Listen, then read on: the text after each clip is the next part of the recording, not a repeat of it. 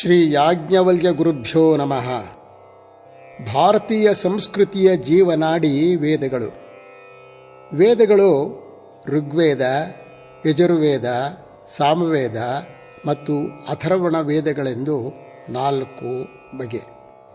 ಯಜುರ್ವೇದದಲ್ಲಿ ಶುಕ್ಲ, ಕೃಷ್ಣ ಎಂದು 2 ವಿಧ.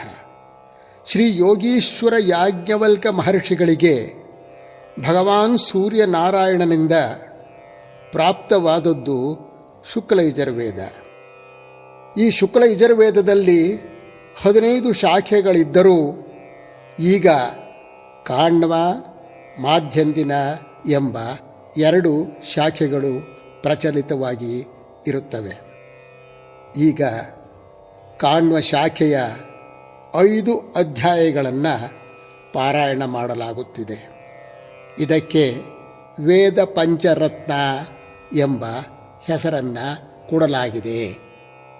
ಈ ಪಾರಾಯಣದಲ್ಲಿ ಭಾಗವಹಿಸಿದವರು ಮಾರ್ಗದರ್ಶಕರು ಉಭಯ ಭಾಷಾ ರತ್ನ ವೇದ ಮಾರ್ತಾಂಡ ವಿದ್ವಾನ್ ಎಂ ವೆಂಕಟೇಶ ಭಟ್ ಪರಾಶರ ಮತ್ತು ವೇದಬ್ರಹ್ಮಶ್ರೀ ಅಮರನಾಥ್ ಶರ್ಮಾ ಪ್ರಾಧ್ಯಾಪಕರು, ವೇದಬ್ರಹ್ಮಶ್ರೀ ಶ್ರೀವತ್ಸ ಶರ್ಮಾ ಮತ್ತು ಚಿರಂಜೀವಿ ರಾಜೇಶ್ರೀ ಅಚ್ಯುತ ಶರ್ಮಾ ಪರಾಶರ.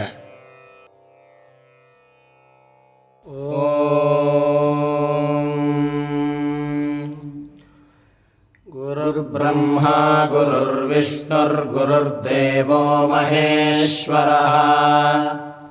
ಗುರುಃ ಸಾಕ್ಷಾತ್ ಪರಂ ಬ್ರಹ್ಮ ತಸ್ಮೈ ಶ್ರೀ ಗುರವೇ ನಮಃ.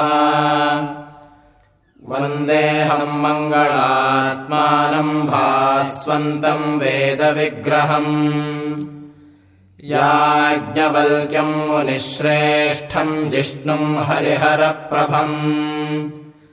ಜಿತೇಂದ್ರಿಯಂ ಜಿತಕ್ರೋಧಂ ಸದಾ ಧ್ಯಾನಪರಾಯಣಂ.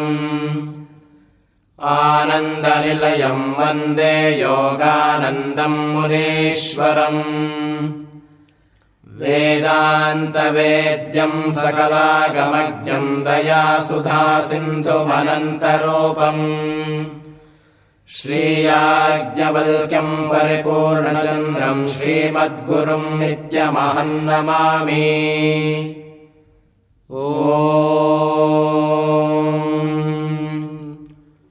ಗಣಾನಾಂ ತ್ವಾ ಗಣಪತಿಗ್ ಹವಾಮಹೇ.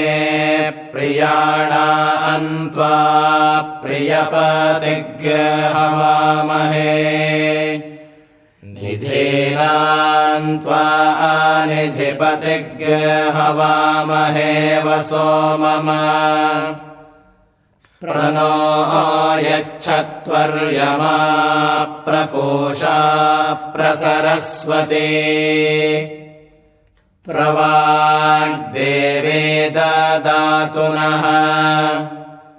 ಅರ್ಯಮಣಂ ಬೃಹಸ್ಪತಿಮಿಂದ್ರಂ ದಾನಾಯ ಚೋದಯ. ವಾಚಂ ವಿಷ್ಣುರ್ಗ ಸರಸ್ವತಿರ್ಗ ಸವಿತಾರಂ ಚ ವಾಜಿನಂ.